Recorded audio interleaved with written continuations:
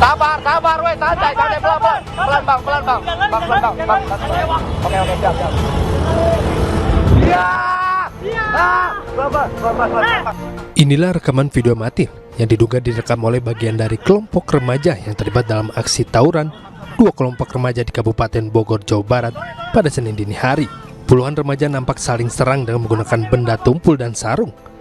Bahkan salah satu remaja yang terjatuh dari sepeda motor menjadi sasaran kelompok lawannya.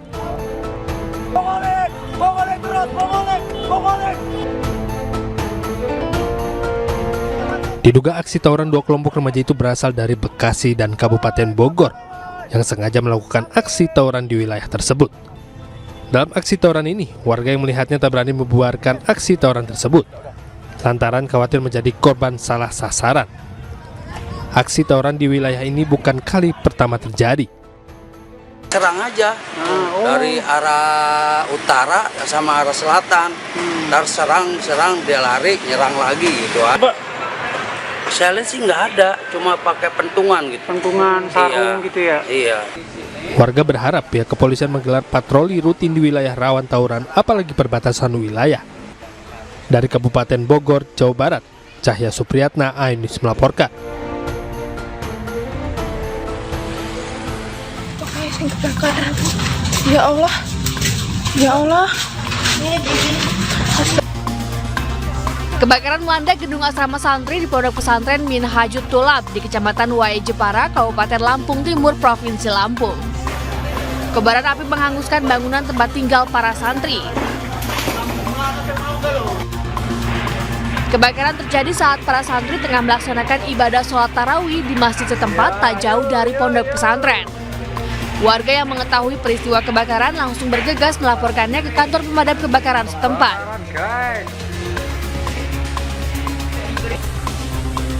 3 unit mobil damkar dikerahkan. Setelah 1 jam api berhasil dipadamkan. Kebetulan adalah asrama SMP Fitratul Mustar. Ruangan yang mengalami musibah ini adalah ruangan asrama. Kebetulan tadi anak-anak pada saat ini terawih semuanya berangkat semua. Jadi di lokasi hanya ada 2 orang yang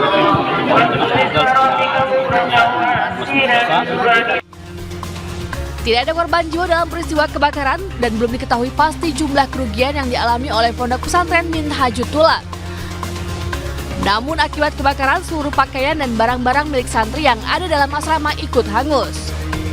Dari Lampung Timur, Lampung, Tidus Ristanto, iNews melaporkan.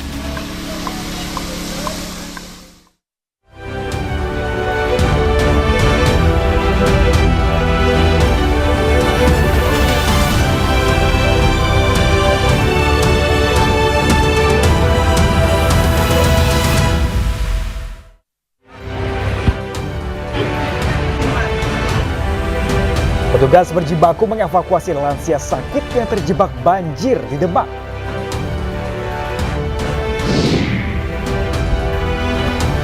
Musim penghujan datang, kasus demam berdarah denggi meningkat di sejumlah daerah.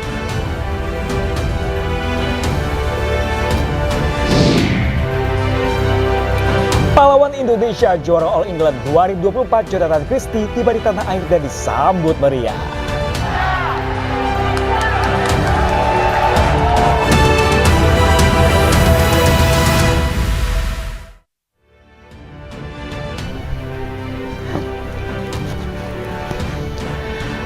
Halo, selamat siang pemirsa. Apa kabar Anda hari ini? Senang sekali saya Pram Senja dan rekan saya Arlista Hadi kembali hadir menemani Anda dalam iNews Siang hari ini pemirsa. Selain 3 berita utama tadi, iNews Siang juga akan menyuguhkan beragam informasi penting lainnya. Dan pemirsa, siang kali ini kami awali dari Jakarta, di mana razia pedagang kaki lima yang digelar petugas Satpol PP di kawasan Senen diwarnai amukan sejumlah pedagang. Aksi protes keras yang nyaris berujung baku hantam disebabkan tidak adanya surat peringatan sebelumnya.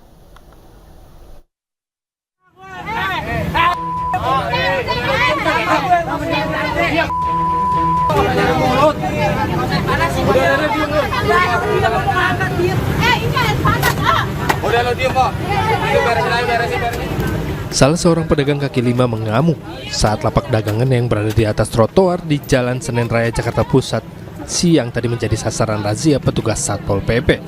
Tak hanya meracau hebat memaki petugas, pedagang ini bahkan nyaris menyerang petugas. Beruntung, sejumlah pedagang lainnya berhasil melerai dan mencegah bentrokan terjadi.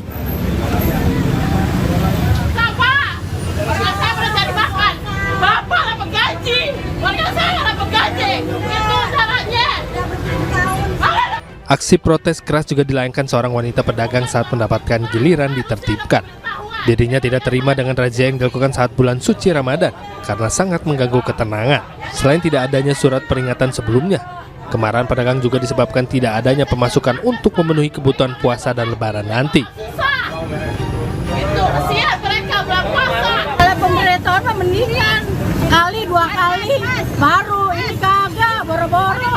Jadi langsung ditindak itu Bu, diangkut gitu Bu? Iya, mau langsung diangkut. Meski menuai reaksi protes keras dari pedagang, namun petugas mengaku terpaksa melakukan razia mengingat telah dikuasainya trotoar jalan oleh para pedagang. Tujuannya untuk mengembalikan wajah ibu kota yang rapi, nyaman, dan bersih selama bulan suci Ramadan. Jadi terdapatnya para pelaku atau warga yang menempati trotoar maupun badan jalan, ya. Dan ini memang hal yang biasa tiap tahun, tapi sudah semakin semrawut. Buktinya kita lihat sendiri, lihat sampah di mana-mana, trotoar diokupasi, ya tentunya kita harus bertindak. Pada razia kali ini, petugas berhasil menjaring belasan lapak pedagang kaki lima yang langsung dievakuasi ke kantor wali kota Jakarta Pusat. Dari Jakarta, Rani Sanjaya, iNews melaporkan. Seorang imam desa diserang dan dikeroyok sejumlah warga menggunakan batu dan senjata tajam di Takalar, Sulawesi Selatan. Ya, pemirsa, korban terluka parah di kakinya dan penyebabnya ia diserang belum diketahui.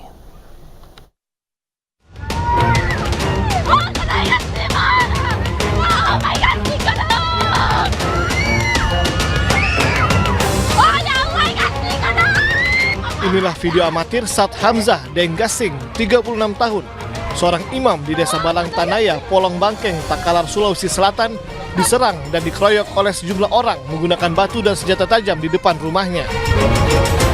Keluarga korban yang menyaksikan pengeroyokan ini berteriak histeris dan meminta tolong. Akibat dikeroyok, korban terluka sabetan senjata tajam di pahanya hingga nyaris putus dan langsung dilarikan ke Rumah Sakit Ibnu Sina di Kota Makassar untuk perawatan intensif. Mengetahui para pelaku pengeroyokan belum ditangkap, keluarga dan kerabat korban mendatangi Mapores Takalar untuk meminta kejelasan hukum. Menurut kakak korban, awalnya keributan dipicu hanya karena masalah sepele, namun keduanya sudah sepakat berdamai. Masalah untuk mengajak untuk pergi makan bakso, itu ceritanya dulu. Tapi dia sudah ada pencabut laporan, sudah damai. Iya. Akhirnya sudah pulang di rumah, tidak lama kemudian dia akan datang ini pihak keluarga yang perempuan untuk mengeroyok adik saya, sehingga ada hal seperti begini. Sementara itu, jumlah pelaku dan motif pasti dari pengeroyokan ini masih diselidiki aparat Satreskrim Polres Takalar. Pada saat korban ini, Hamzah Denggasing ini pulang ke rumahnya di Desa Balang Tanaya, tidak lama kemudian beberapa pelaku ini datang. Video pengeroyokan imam desa ini menyebar dengan cepat di media sosial dan sempat viral. Dari Takalar, Sulawesi Selatan, Bukma, iNews melaporkan. Sementara itu, pemirsa, 6 remaja pelaku tawuran ditangkap di daerah Lubuk Buaya, Kecamatan Koto Tangah, Kota Padang, Sumatera Barat. Para pelaku berdalih hanya menanti waktu santap sahur, namun polisi menemukan beragam senjata tajam.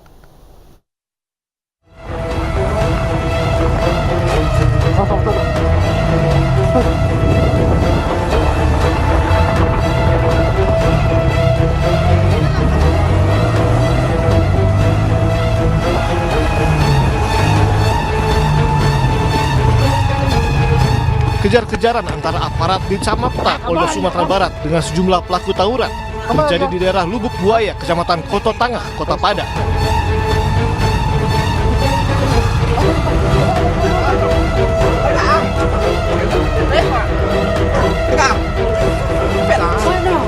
Sejumlah remaja yang terlibat tawuran ini kocar-kacir saat diburu.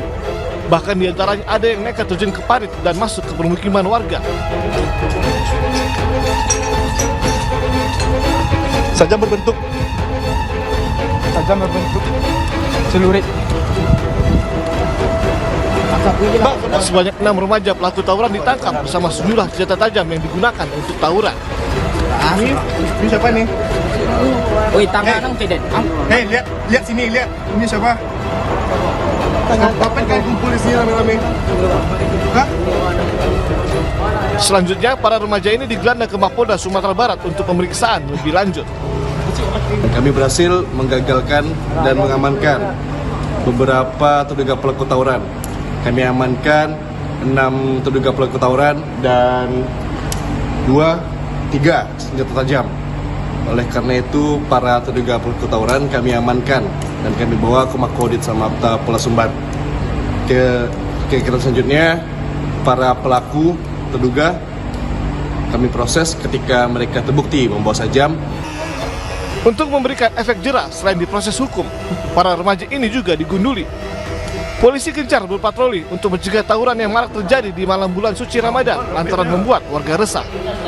Dari Padang, Sumatera Barat, Budi Sunandar, iNews melaporkan.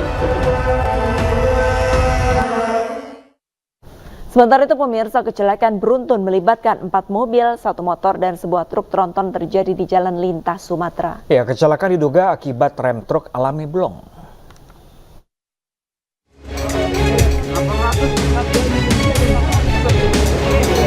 Inilah kondisi motor dan sejumlah mobil yang ringsek akibat ditabrak truk tronton bermuatan pakan ternak di Jalan Lintas Sumatera, Desa Pulau Maria, Asahan, Sumatera Utara.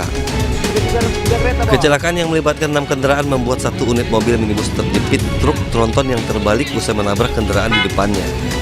Warga sekitar yang melihat kejadian langsung berupaya mengevakuasi para korban dan membawa korban ke klinik terdekat.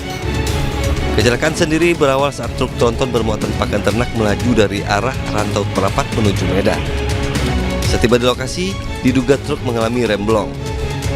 Kondisi jalan yang menurun membuat supir truk tidak dapat mengendalikan truknya hingga akhirnya menabrak seluruh kendaraan yang berada di depannya, hingga masuk ke dalam parit dan menimpa mobil minibus. Ya, tahu kami mobilnya dari malam itu, Bang. Ya, 4 motor itu, Bang. Ya. Avanza, CF, kereta, 1 Vario, satu lagi R3. Tabrakannya nabrak apa awalnya? Rem blong, Bang. Oh, yang mana rem blong? Rem tronton. Rem tronton. Pas lagi turunan berarti itu ya? Iya, turunan, Bang. Oh, disorongnya semua. Disorong semua ya kendaraan. Ya, itu ada antri katanya malam itu. Kena rame motor itu. Jadi makanya Kasus kecelakaan ini dalam penanganan unit Gakum Satlantas Polres Asahan. Dari Asahan, Sumatera Utara, Ulil Amri, iNews melaporkan.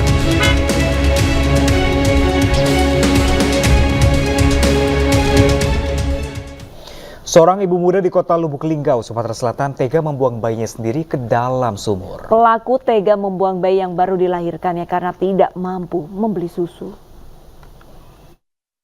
Nah, nyala kan?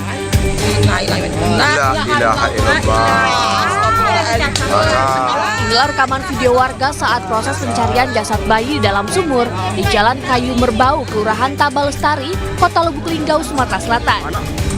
Warga berusaha mencari bayi yang dilahirkan seorang ibu berinisial IN. Dari pengakuan tersangka, ia tega membuang bayinya yang baru lahir lantaran tak mampu menghidupi anak ketiganya tersebut karena ia memiliki 2 anak yang masih kecil-kecil. Kepada polisi, tersangka juga mengaku tak mampu membelikan susu dan takut anaknya tak diberikan nafkah oleh sang suami karena baru 3 bulan menikah. Menurut polisi, pelaku dan suaminya sering cekcok dan sudah pisah ranjang. Kasus ini terungkap setelah ada warga yang tidak sengaja melihat pelaku sedang membuang bayinya. Untuk motif sementara itu kita dalami, jadi kita temukan bahwa motif sementara itu masalah ekonomi. Karena yang bersangkutan ini, kalau dari keterangan baik dari suaminya ataupun dari mertuanya, jadi setelah menikah selama 3 bulan, itu sempat pisah ranjang mereka. Pisah ranjang, di situ diperkirakan ataupun keterangan daripada si suami bahwa keterangan pisah ranjang itu diduga karena motif ekonomi tadi. Akibat perbuatannya, pelaku dijerat dengan pasal 340 KUHP dengan ancaman pidana penjara selama 20 tahun. Dari Lubuk Linggau, Sumatera Selatan, Sudirman, iNews melaporkan. Pemirsa, ratusan korban banjir di Pekalongan, Jawa Tengah belum mendapatkan bantuan. Informasi selengkapnya akan kami hadirkan usai jeda. Tetaplah bersama iNews Siang.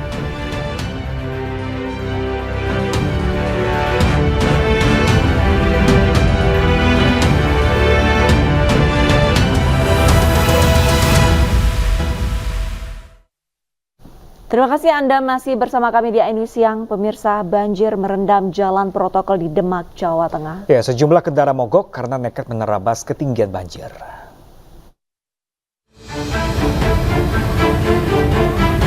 Banjir setinggi setengah meter merendam jalan protokol di Kabupaten Demak, Jawa Tengah. Ketinggian banjir menyulitkan pengendara yang melintas. Beberapa motor mengalami mati mesin saat berupaya melintasi genangan banjir. Selain Jalan Pemuda, banjir juga melanda sejumlah jalan protokol lainnya.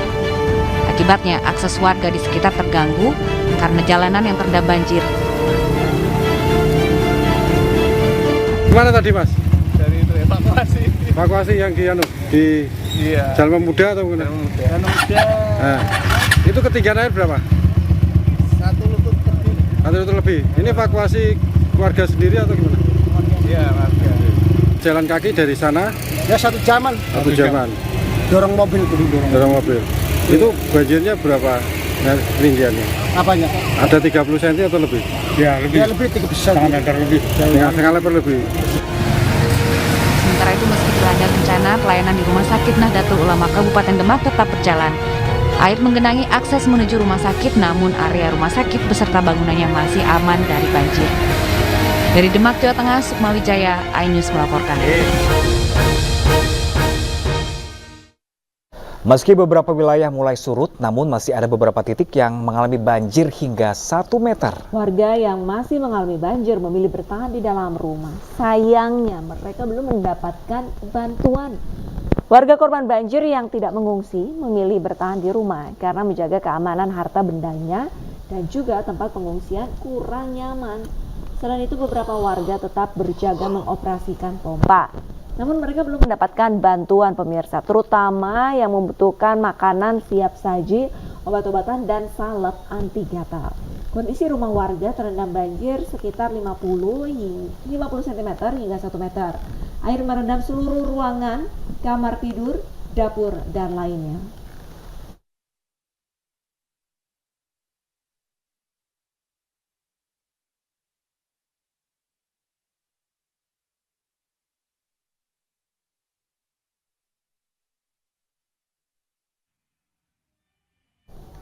Sementara itu, pemirsa, ratusan orang saat ini masih mengungsi di sejumlah lokasi, jumlah total sekitar 400 jiwa. Terbanyak di Aula Kecamatan Pekalongan Barat, lokasi pengungsian lain berada di SDM Tirto 3, Musola, dan beberapa lokasi lain. Dengan kondisi memprihatinkan, pemirsa, kedinginan, tanpa selimut, dan dengan alas seadanya. Banyak di antaranya yang sakit, terutama gatal-gatal, kembung, dan juga demam. Pengungsi, terutama balita, sangat butuh popok, susu, minyak angin, dan makanan tambahan. Karena terlalu lama terendam banjir, banyak warga yang sulit memenuhi kebutuhan hidup. Stok makanan atau sembako hampir habis dan bantuan juga minim. Bantuan disalurkan dari pemerintah dan relawan juga dermawan masih kurang.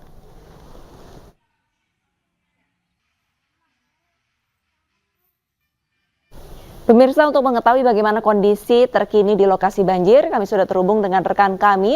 Ada Sukma Wijaya di Jalan Kiai Singkil Bintoro, Kecamatan Demak. Dan juga ada rekan Suryono Soekarno di Kampung Baru Tirto, Pekalongan Barat, Pekalongan, Jawa Tengah. Namun saya akan ke Sukma terlebih dahulu. Selamat siang Sukma, untuk kondisi banjir hingga siang hari ini, apakah makin tinggi atau justru sudah mulai turun banjirnya, Sukma? Selamat siang Apriani, selamat siang pemirsa. Betul, kondisi banjir di Kabupaten Demak itu masih terus bertambah karena persoalan dari tanggul yang jebol di Sungai Wulan dan di beberapa tanggul jebol yang di wilayah Dempet, Biaja, dan lebih atas lagi itu belum selesai dibendung. Banjir tetap mengalir ke kawasan paling bawah. Dan saat ini saya berada di Jalan Kiai Singkil yang merupakan pusat kota. Di belakang saya merupakan kabupaten ataupun kantor bupati Kabupaten Demak. Mungkin saya bisa ajak bagaimana kondisi di situasi saya berdiri ini.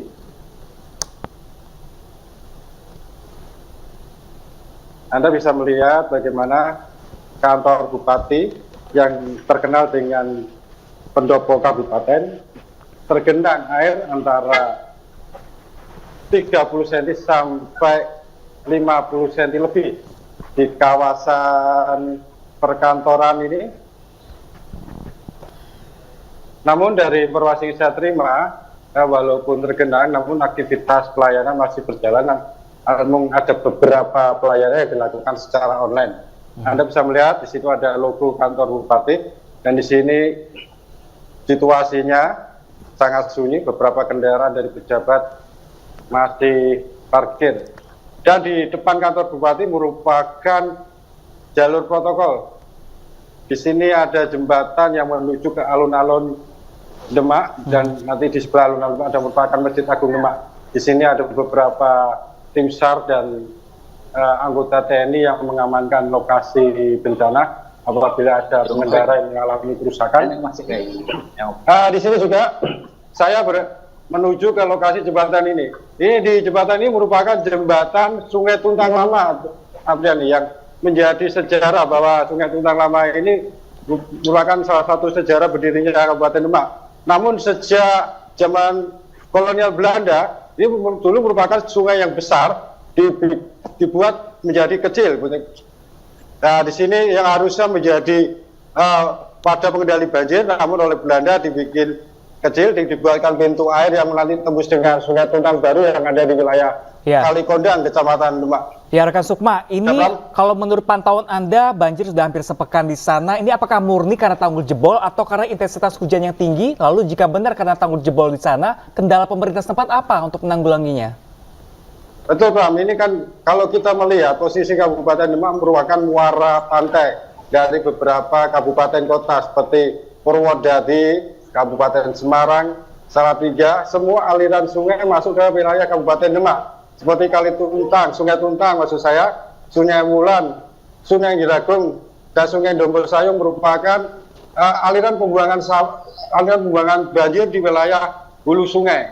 Apabila Demak tidak pernah terjadi hujan, curah hujan, namun di atas muncul curah hujan tinggi, banjir ataupun limpasan banjir masuk ke sungai sangat deras sekali, Pak.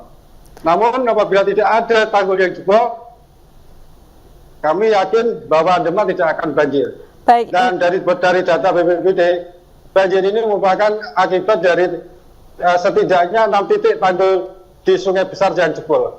Baik, hingga saat ini untuk proses dari tanggul jebol itu sendiri untuk diperbaiki, perbaikannya sudah seperti apa? Informasi yang kami dapat, upaya dilakukan belum bisa maksimal karena derasnya arus sungai antara arus sungai di Sungai Wulan dengan gelontoran air ke pemukiman elevasinya cukup berbeda sehingga terjadi deras. Sehingga untuk melakukan perbaikan tanggul dibutuhkan ekstra yang hati-hati karena derasnya arus. Oke, baik. Sementara untuk Baik, rekan Sukma, kita tahan dulu. Kita akan menuju ke Pekalongan yang juga diterjang banjir berhari-hari. Di sana sudah rekan kami Suryono Soekarno. Selamat siang rekan Suryono, seperti apa banjir di sana? Apakah sudah mulai surut? Apakah memang masih sama seperti kemarin? Ya, kondisi banjir di Pekalongan memang sudah agak surut sedikit, namun belum signifikan. Di lokasi saya berdiri, di Kampung Baru ini masih sekitar 60 sampai 1 meter. Bahkan rumah di sini seperti tanpa penghuni, dan kalaupun ada satu dua yang menghuni, mereka harus bertahan di beberapa lokasi yang sudah ditinggikan. Saya bisa gambarkan pada Anda, saya ajak Anda ke dalam untuk melihat kondisi ruangan. Ini adalah rumah Bu Juariah. Ini di Kampung Tirto atau Kampung Baru Tirto. Rumah ini salah satu di antara sekitar 500 sampai 700 rumah yang terendam. Ini kondisinya di dalam. Mereka harus menggunakan penyangga di tempat tidur untuk makan atau memasak seperti ini, tapi mereka kesulitan untuk melakukan aktivitas karena kondisi banjir masih cukup tinggi. Ini sepasang suami istri Bu Juariah dengan suaminya masih bertahan di sini. Dan coba kita akan berdialog sebentar dengan Bu Juariah. Bu Juariah, Bu, bagaimana ini Bu kondisinya Bu untuk banjir kondisi sekarang ini? Sudah mulai surut atau belum ini Bu? Sudah mulai surut. Sudah mulai surut. Bu, sudah ada bantuan belum?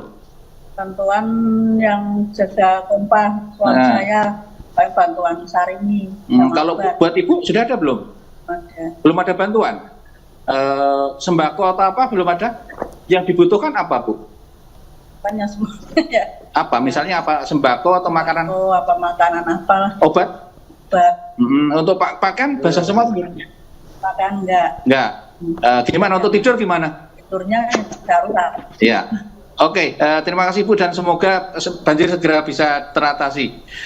Ini adalah salah satu warga yang bertahan. Kenapa mereka bertahan? Karena memang untuk mengungsi tidak nyaman dan mereka juga menjadi penjaga pompa. Ini sekitar 5 orang yang berjaga di daerah ini, juga bapak-bapak, ada ibu-ibu juga yang membantu mereka, sehingga ini dibutuhkan bantuan-bantuan seperti sembako, makanan siap saji juga, obat-obatan, baju yang mungkin untuk ibu pakaian ke dalam, ini sangat dibutuhkan. Saya bisa kabarkan untuk lokasi yang lain, ini lokasi kemungkinan ini 500 sampai 700 rumah ini, rendamannya masih antara 50 sampai 1 meter. Ini adalah di hujan. Selain itu juga sungai Maduri, sungai Bermi adalah sungai yang cukup besar dan limpas, dan ini juga menjadi seperti Haramanto, menjadi langganan banjir di daerah ini. Demikian Pram dan ya. Suryono, kalau menurut pantauan Anda ini kan sepi sekali, tidak ada penghuni di sana. Apakah di sana juga melibatkan petugas keamanan yang berkeliling untuk menjaga rumah-rumah mereka di sana? Ya. Opsi memang sebagian mengungsikan untuk menjaga rumah-rumah ini, memang mereka swasembada mandiri di rumahnya sendiri karena mereka takut ada beberapa orang hilang sehingga mereka harus mengatur mereka sendiri. Pram. Baik, Suryono, tadi Anda sempat sampaikan ini ada sebenarnya warga yang lebih memilih untuk berdiam di rumah untuk menjaga harta benda mereka.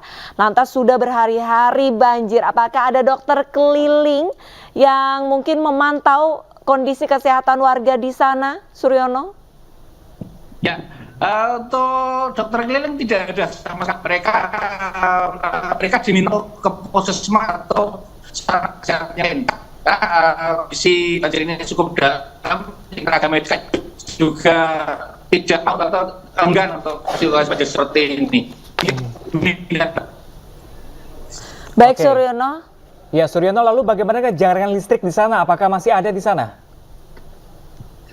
Sementara ini listrik dimatikan karena kondisi beberapa jaringan listrik ini kan cukup membahayakan keselamatan warga, sehingga mereka dari PLN sendiri ini mematikan jaringan listrik seperti ini.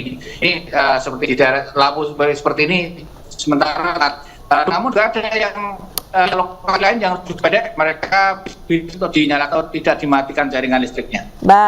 Baik, terima kasih banyak atas laporannya Suryono Soekarno langsung dari Pekalongan, dan juga sebelumnya ada rekan kami Sukma Wijaya dari Demak, Jawa Tengah. Semoga untuk musibah banjir di kedua wilayah ini segera surut dan masyarakat bisa beraktivitas dengan normal. Terima kasih banyak rekan-rekan. Ya pemirsa, tingginya intensitas hujan di sejumlah wilayah di tanah air membuat kasus demam berdarah dengue ikut meningkat. Ya, di Sika NTT kasus DBD sebagian besar terjadi pada anak dan juga balita.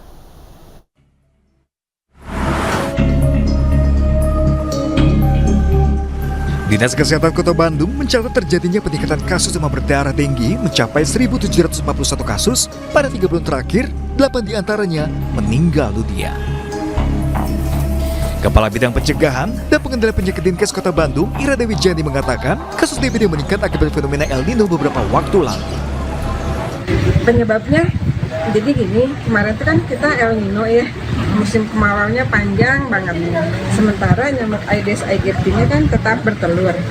Ketika nyamuk Aedes aegypti itu bertelur, dia tuh menempelkan telurnya ke dinding-dinding permukaan air gitu.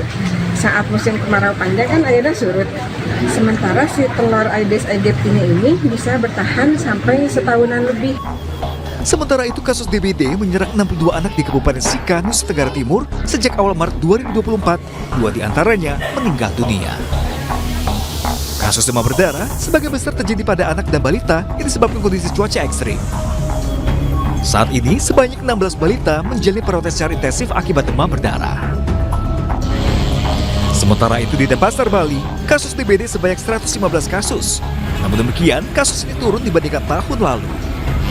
Pihak Dinas Kesehatan menggelar fogging atau pengasapan wilayah rawan TBD.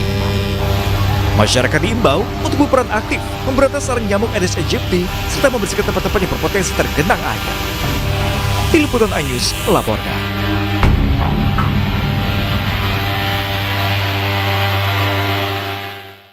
Juara All England 2024 Jonathan Christie disambut meriah ketika kembali ke tanah air. Selengkapnya sesaat lagi pemirsa, tetaplah bersama kami.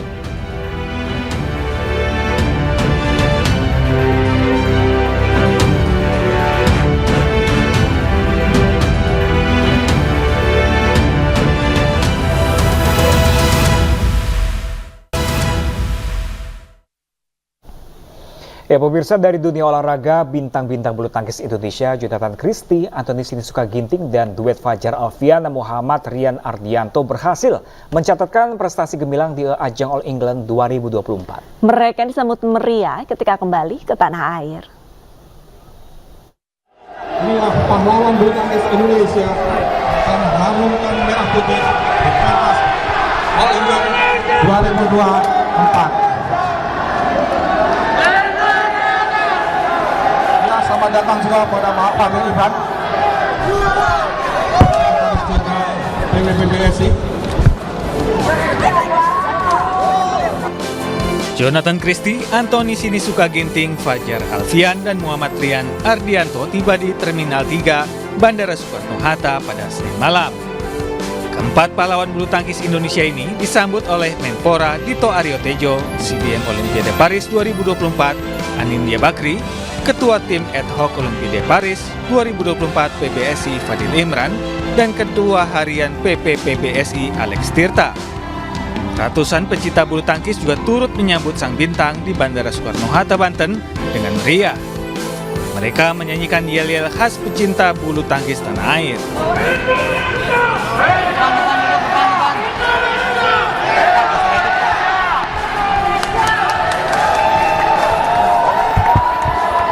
Jonathan menjadi atlet pertama yang dikalungkan bunga sebagai ucapan selamat atas prestasinya di All England 2024.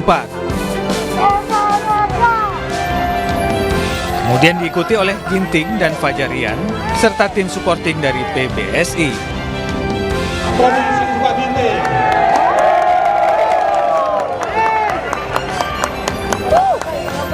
Yang pertama pasti puji Tuhan bisa meraih hasil yang terbaik dan bisa menciptakan sejarah lagi setelah 30 tahun yang menciptakan. Jadi kalau sendiri mungkin dari awal nggak mudah-mudahan ingin memberikan banyak terima kasih mewakili pemerintah kepada para atlet yang ini juara All England setelah puasa 30 tahun khususnya untuk yang tunggal. Dan ini ingin memberikan semangat ke seluruh atlet badminton lainnya juga yang sedang berjuang meraih kualifikasi Olimpiade 2024. Dan kami Kemenpora mengapresiasi kinerja Pokja PBSI yang dari November sampai hari ini tidak berhenti melakukan transformasi dan juga evaluasi perbaikan, menyiapkan atlet-atlet terbaik badminton untuk Olimpiade Paris. Sebelumnya, Jonathan berhasil menjadi juara All England 2024 setelah mengalahkan Ginting di final. Jojo menang 2 game langsung dengan skor 21-15 dan 21-14.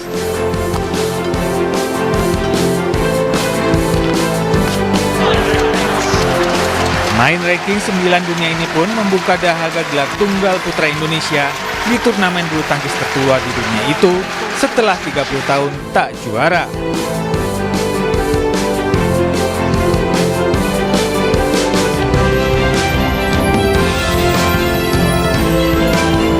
Gelar lainnya diraih ganda putra melalui Fajarian yang mengalahkan wakil Malaysia, Aaron Soh 21-16, 21-16.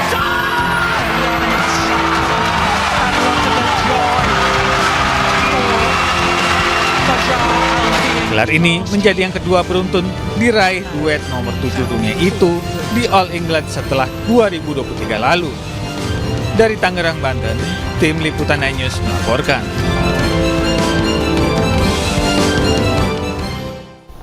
Pemirsa, Komisi Pemilihan Umum sedang merampungkan rekapitulasi perolehan suara nasional pemilu 2024. Ya, tersisa 4 provinsi yakni Jawa Barat, Maluku, Papua, dan Papua Pegunungan.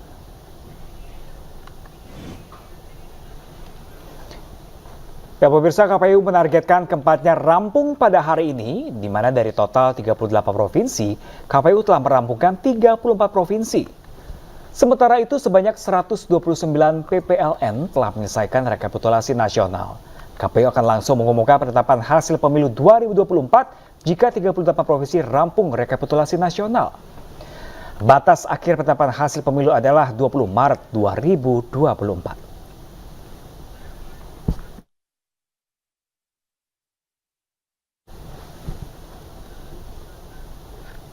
Dan pemirsa, mengetahui informasi lebih lanjut, kami sudah terhubung dengan rekan kami Giselia Nur Rahma di gedung KPU RI Jakarta.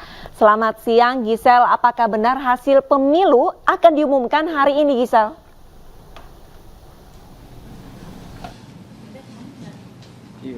Baik, selamat siang Pram, Arlista dan juga pemirsa. Pada hari ini Komisi Pemilihan Umum kembali melanjutkan penghitungan atau rekapitulasi suara pemilu 2024 yang rencananya akan dimulai pada pukul 10 pagi ini waktu Indonesia Barat.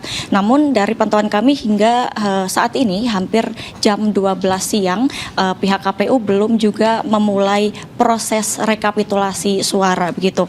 Dan dari total keseluruhan 38 provinsi di Indonesia seharusnya tersisa 3 provinsi terakhir yang nanti akan dihitung suaranya, yakni Provinsi Maluku, Provinsi Papua, dan Provinsi Papua Pegunungan. Adapun untuk penghitungan suara Provinsi Jawa Barat yang harusnya sudah dilakukan dan selesai pada Senin malam tadi, KPU membatalkan rapat pleno rekapitulasi hasil penghitungan perolehan suara pemilu 2024 dari Provinsi Jawa Barat.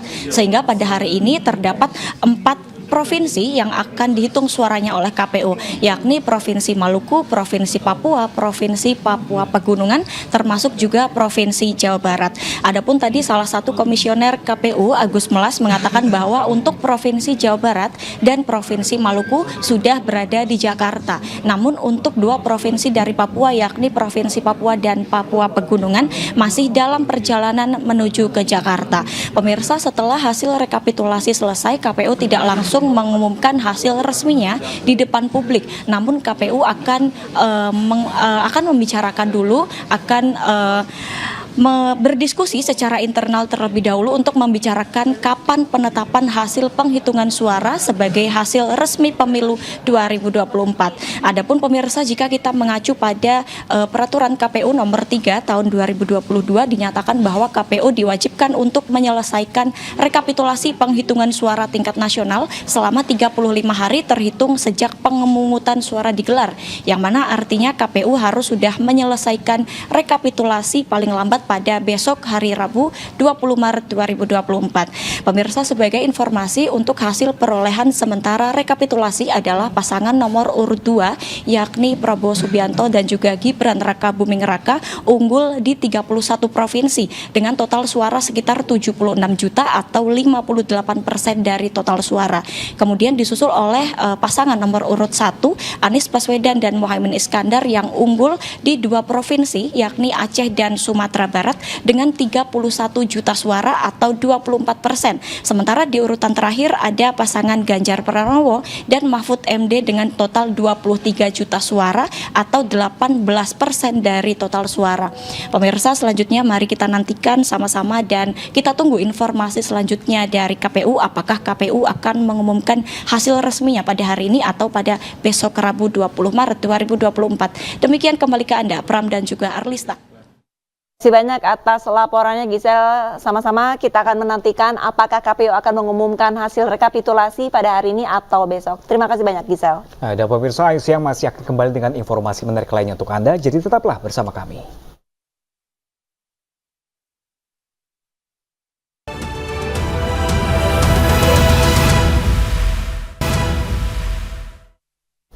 Resah hak angket dugaan kecurangan pemilu tak kunjung terwujud, Koalisi Perubahan pengusung Capres Anies Baswedan berencana mengusulkan hak angket terlebih dahulu. Ya, sementara PDIP masih menyusun naskah akademik sebelum menggulirkan hak angket di DPR.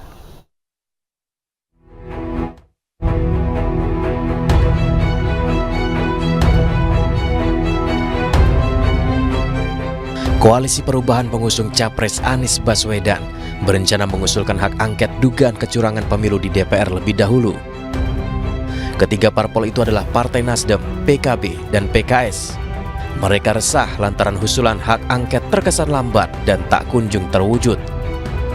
Ketiga parpol berharap bisa benar-benar sejalan dengan PDI Perjuangan dalam menggulirkan hak angket di DPR. Kalau saling menunggu, mengapa kita tidak mulai saja? Jadi kalau hanya mengusulkan, saya ulang ya, kalau hanya mengusulkan 25 nama lebih dari satu fraksi, kita kan bisa bertiga. Kalau ide ini diterima, kami berharap bertemu PDIP di paripurna. Ya dong. Berarti itu artinya begini, kita rasional. Kalau kami terus yang maju, hanya kami bertiga ini tidak bakal menang. Sebaliknya juga, kalau PDIP sendiri yang maju tidak bakal menang. Tapi kalau tunggu-tunggu begini nggak ada yang mulai, kami akan ajukan usul. Para sekjen akan ajukan usul kepada pimpinan. Bagaimana kalau kita mulai, pengusulannya kita yang mulai, tiga partai ini. Sementara itu, PDI Perjuangan telah menyusun naskah akademik sebanyak 101 halaman terkait implementasi sejumlah undang-undang yang berbau penyalahgunaan kekuasaan dan pelanggaran hukum. Naskah disunting langsung oleh Cawapres nomor urut 3, Mahfud MD. Menurut Mahfud, Ketua Umum PDI Perjuangan Megawati Soekarno Putri serius mengawal hak angket meski tidak turun tangan langsung. Tadi saya katakan Bu Mega itu bukan tidak mau memimpin. Jangan dibilang Bu Mega diajak memimpin lalu tidak bukan. Bu Mega itu mau. Tetapi ini belum saatnya karena perkembangan politik itu masih dinamis. Masih banyak yang akan terjadi. Jadi Bu Mega itu menganggap untuk angket dan hukum itu langsung jalan aja, lurus, tegas gitu. Tapi itu sebenarnya belum perlu turun tangannya Bu Mega untuk memimpin itu. Bu Mega masih menunggu situasi yang lebih konkret dilihat dari berbagai aspek. Jadi jangan ditulis Bu Mega tidak mau memimpin angket. Belum turun, itu urusan angket itu urusan teknis anggota DPR. Belum lama ini 50 tokoh masyarakat dari berbagai kalangan juga mendorong para ketua umum parpol untuk segera mengajukan hak angket. Mereka menulis surat kepada Ketua Umum PDI Perjuangan, Ketua Umum PKB, Ketua Umum Partai Nasdem, Sekjen PKS, dan Ketua Umum P3. Hak angket adalah salah satu hak yang dimiliki DPR untuk menyelidiki pelaksanaan undang-undang atau kebijakan pemerintah yang menyangkut hal penting, strategis, dan berdampak besar bagi bangsa, negara, dan rakyat. Meski hak angket tak bisa serta-merta mengubah hasil pemilu, namun hak angket diharapkan bakal membuktikan adanya praktik kecurangan dalam pemilu. Tim Liputan iNews melaporkan. Sementara di tengah wacana hak angket, pemirsa, Presiden Jokowi memanggil 2 menteri dari Partai Kebangkitan Bangsa kemarin. Dalam pertemuan, Presiden menitipkan salam kepada Ketua Umum PKB Mohaimin Iskandar yang pada Pilpres mendampingi Anies Baswedan menjadi Cawapres. Menteri Ketenagakerjaan Ida Fauzia dan Menteri Desa Pembangunan Daerah Tertinggal dan Transmigrasi Abdul Halim dipanggil ke Istana Merdeka Senin pagi oleh Presiden. Pertemuan berlangsung sekitar 1 jam. Pemanggilan 2 menteri PKB ini berlangsung di tengah wacana angket DPR untuk menyelidiki dugaan kecurangan pemilu. Walau begitu, Abdul Halim menyatakan pertemuannya tidak membahas soal angket. Usai pertemuannya, Presiden juga menitipkan salam ke Ketua Umum PKB Mohaimin Iskandar. Capaian RPJMN dan apalagi sekarang sudah mendekati selesainya masa baktinya Pak Presiden, jadi saya melaporkan semua yang kinerja yang sudah kita lakukan dan capaian-capaian RPJMN. Bu Ida juga melaporkan hal yang sama. Jadi intinya itu sebenarnya soal kita ke Pak Presiden yang kebetulan memang kita minta waktu bersamaan supaya waktunya Pak Presiden lebih efektif, karena kita juga sekaligus melaporkan dan menyampaikan terima kasih kepada Pak Presiden yang telah memberikan izin kepada saya dan Bu Ida sebagai kader PKB untuk nyalek kemarin. Nggak bahas itu sama sekali, jadi nggak ada pembahasan angket, karena beliau tahu kita hadir ini menghadap dalam kapasitas sebagai menteri yang kebetulan nyalek dan kader PKB. Loh, kita ini kan koalisinya Pak Presiden, gimana? Pertanyaannya ya nggak pernah ada masalah. Kita ini koalisinya Pak Presiden Jokowi sejak pemilu pilpres dulu sampai sekarang. Saya jadi menteri, Bu Ida jadi menteri karena memang bagian dari koalisinya Pak Presiden Jokowi. Puluhan penyandang tunanetra di Kota Malang mengisi ibadah Ramadan dengan bertadarus Al-Quran. Informasi selengkapnya sesaat lagi pemirsa, tetaplah bersama kami.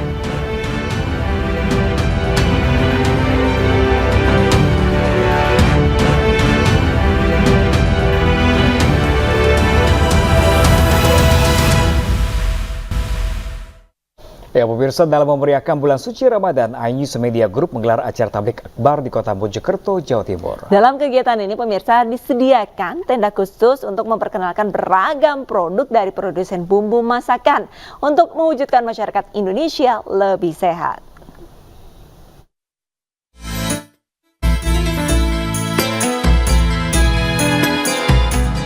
Tablik akbar Ramadan iNews Media Group digelar di lapangan Raden Wijaya, Kelurahan Surodinawang, Kecamatan Prajurit Kulon, Kota Mojokerto. Tidak ketinggalan, produsen bumbu makanan Sasa ikut meramaikan acara. Beragam produknya, seperti aneka Sasa tepung bumbu berbagai ukuran, serta Sasa santan kelapa langsung diburu pengunjung. Sasa juga mendirikan puluhan tenda untuk para pelaku UMKM yang juga memakai produk Sasa. Ya, masak menjadi mudah, makan rasanya juga enak, rasanya renyah. Biasanya dipakai apa produknya? Tepung bawang, buat bawang sayur, juga bawang jagung. Terus tepung crispy itu buat tahu isi, buat tempe crispy, ayam crispy. PT Sasa Inti menyatakan acara tablik akbar ini sejalan dengan visi PT Sasa Inti mewujudkan masyarakat Indonesia yang lebih sehat dan bulan Ramadan lebih sehat. Jadi sejalan dengan Ramadan. Jadi Ramadan itu biasanya kan identik dengan takjil. Nah, jadi kalau yang suka takjil gorengan itu cocok banget.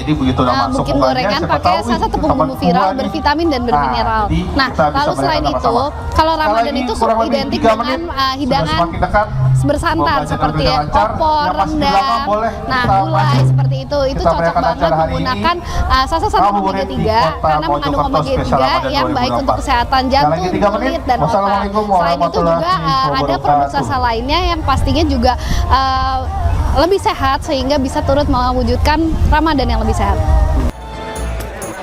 Dihadiri ribuan pengunjung, tablik akbar juga diisi dengan ceramah Gus Hafiz Hakim, Ustadz Jumharudin, Ustadz Taufikur Rahman, Ustadz Munawir Kacir, serta iringan musik Sabian dan Syubanul Muslimin. Dari Kota Mojokerto, Salahuddin, iNews melaporkan.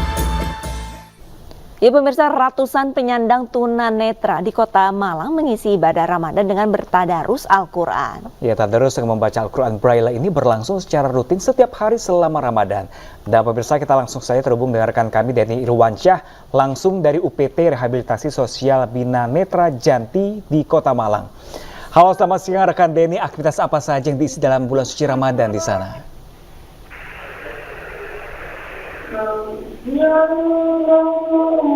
Ya, rekan Denny, suara Anda tidak terdengar oleh kami. Apakah suaranya bisa diatur terlebih dahulu?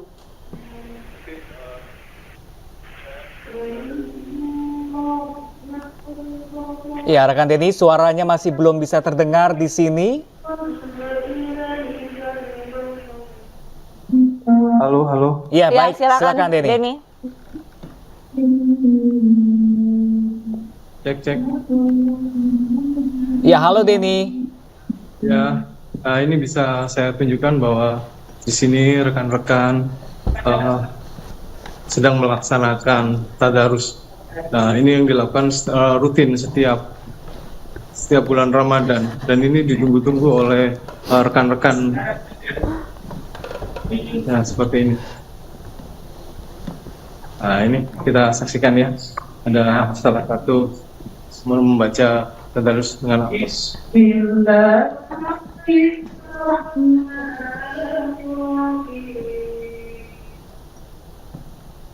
Ya, Denny. Denny, halo Denny, bisa mendengar suara saya dengan jelas, Denny?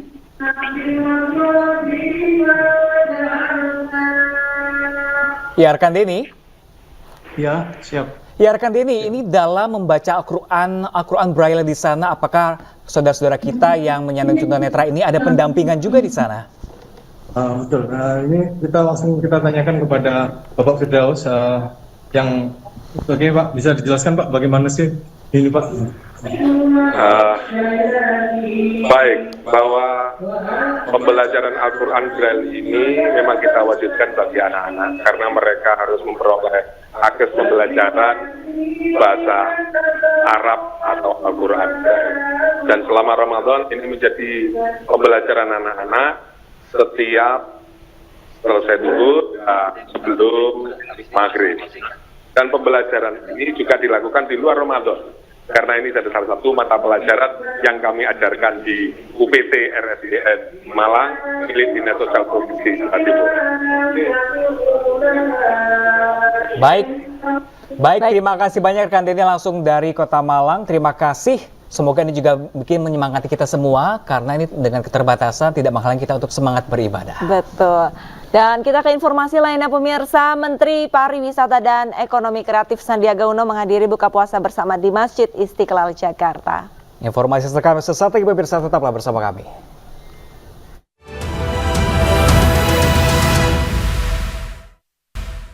Menteri Pariwisata dan Ekonomi Kreatif Sandiaga Uno menghadiri buka puasa bersama di Masjid Istiqlal Jakarta. Ya, Sandiaga mengapresiasi pengurus masjid yang menghadirkan pelayanan terbaik bagi umat muslim yang berkunjung saat Ramadan 1445 Hijriah. Dan pemirsa, informasi ini akan mengakhiri iNews yang hari ini pemirsa. Saksikan terus video-video eksklusif dari iNews di kanal YouTube @officialinews. Dan pemirsa, jangan lupa juga Anda bisa mendapatkan informasi terkini dan terbaru melalui portal yang menghadirkan berita-berita daerah, berita nasional, dan berita internasional lengkap di iNews.id.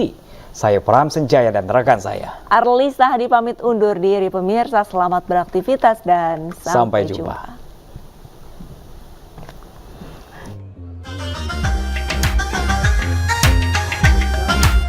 Dalam lawatannya di bulan suci Ramadan 1445 Hijriah, Menparekraf Sandiaga Uno menyempatkan hadir berbuka puasa bersama 6.000 jamaah di Masjid Istiqlal Jakarta. Sandiaga mengapresiasi pengurus masjid yang memberikan layanan kepada para jamaah dengan berbagai kegiatan selama Ramadan. Pelayanan ini harus dipertahankan dan ditingkatkan.